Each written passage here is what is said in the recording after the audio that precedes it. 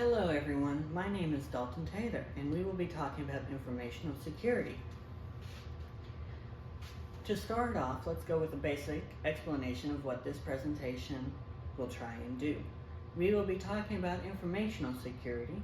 You do need to protect your physical information, but that is beyond the realms of this presentation.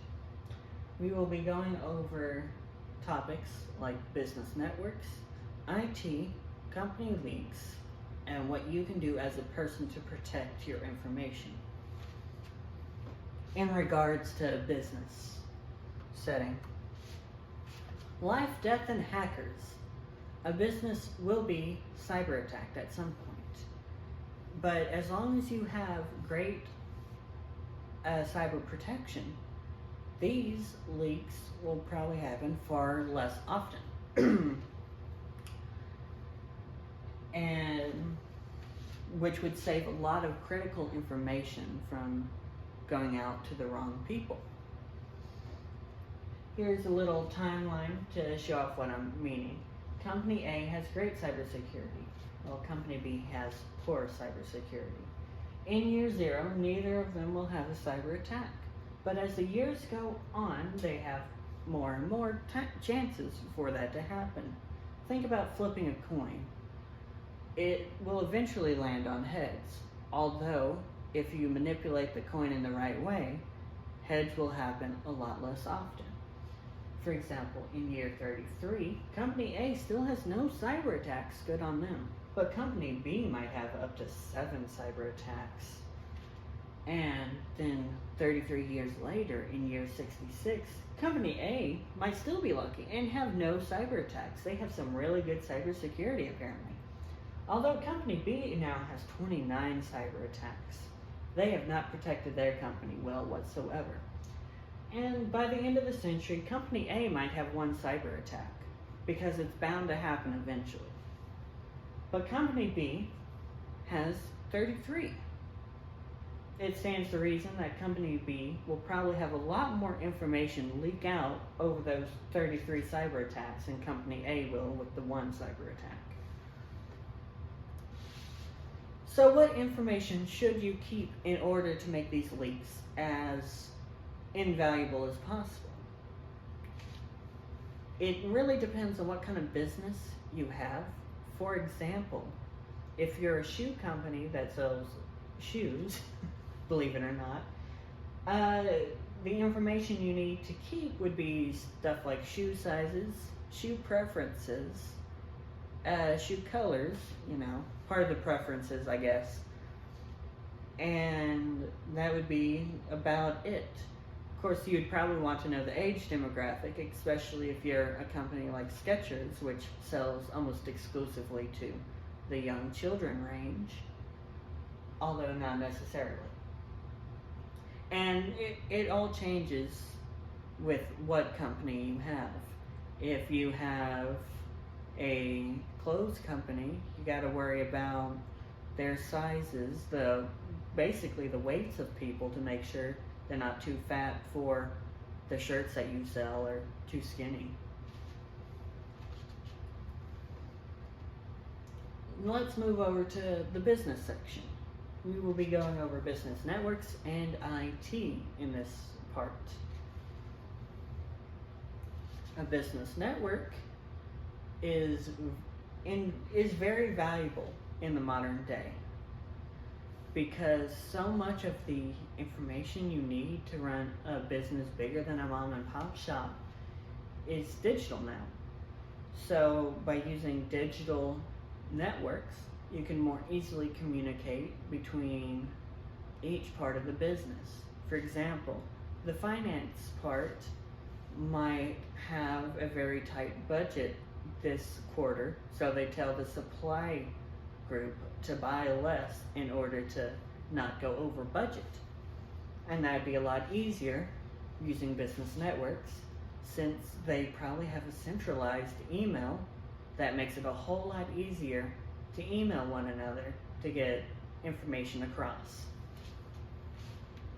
Which I kind of spoiled this slide by mentioning it on my previous one. But yeah, That's part of the reason why our college has the .tamuit part, specifically for ease of use. Imagine as a student trying to email your teacher, but they use an email very different from what everyone else uses, every other student uses. Thankfully, ours is in the teachers is in the syllabus anyway, but without that, it might be really hard, if not impossible, to get in contact with your professors, and in turn make it a lot harder to be efficiently learning in the classroom setting. Now let's move over to IT. It is very valuable in the modern day.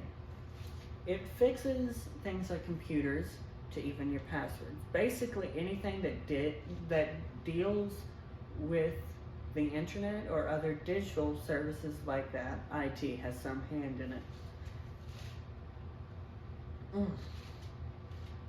Sorry, I was holding in a burp.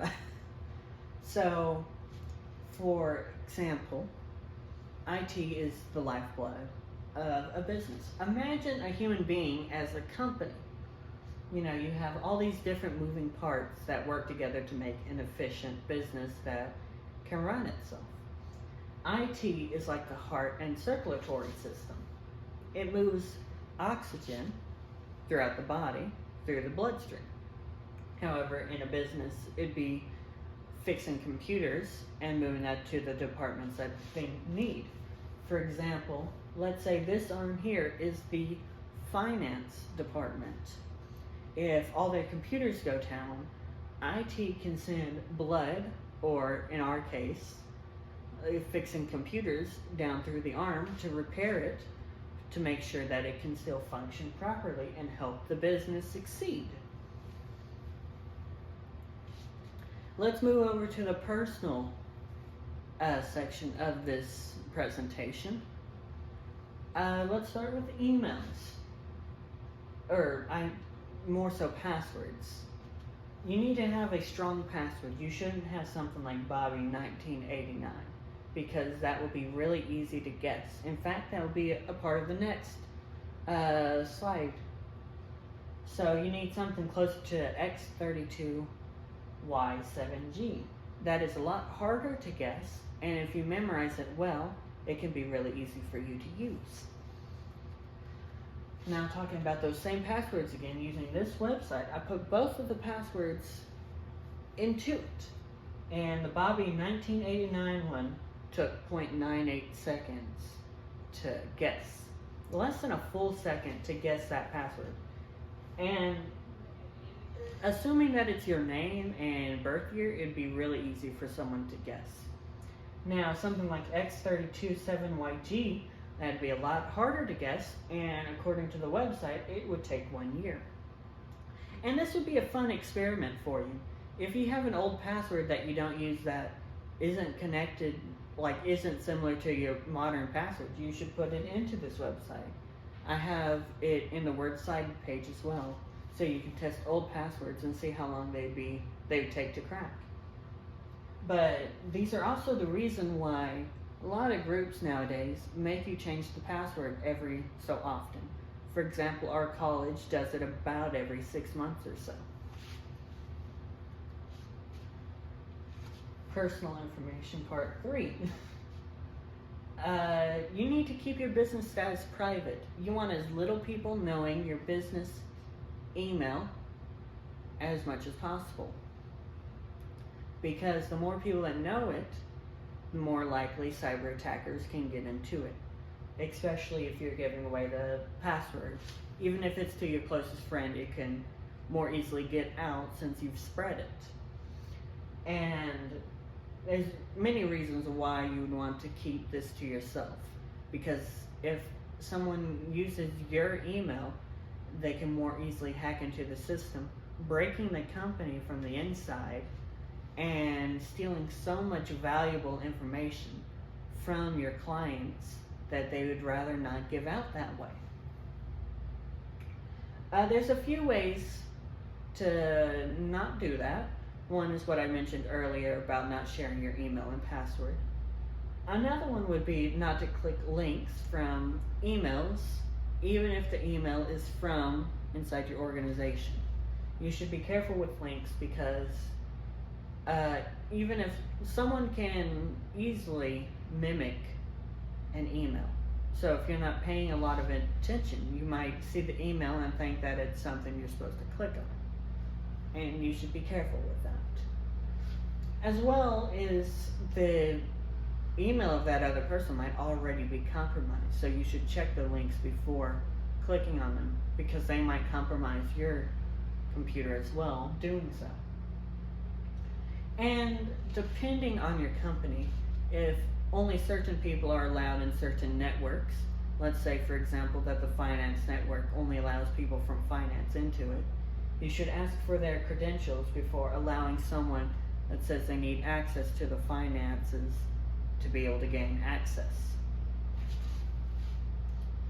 Here are my works cited, and I hope you all have a great rest of your day.